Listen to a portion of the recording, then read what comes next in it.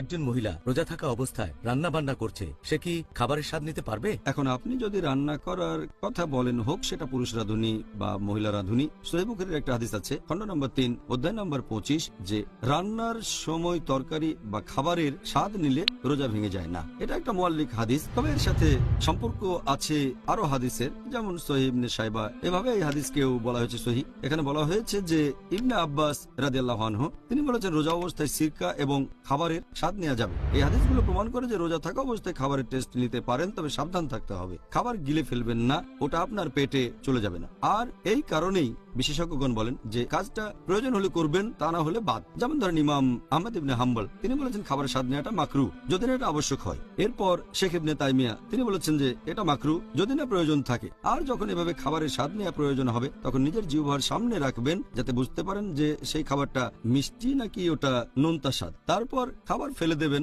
গিলে ফেলবেন না। এটা করলে রোজা ভাঙবে না। অথবা যদি কোনো মা খাবার খাওয়াতে চায় বাচ্চাকে, অনেক সময় খাবারটা চিবিয়ে দিতে হয়, এখানে মা সেই খাবারটা চিবিয়ে সে বাচ্চাকে দিতে পারেন, তবে মাকে সাবধান থাকতে হবে যেন খাবারটা না খেয়ে ফেলেন, গিলে না ফেলেন। এই ধরনের পরিস্থিতিতে খাবারের স্বাদ নেওয়ার অনুমতি আছে, তবে প্রয়োজন ছাড়া নয়। যেমন অনেক ক্ষুধা লেগেছে সেজন্য স্বাদ নিলেন, এটা মাকরু, যদিও সেই রোজা ভাঙবে না। মাকরু মানে না করলেই ভালো।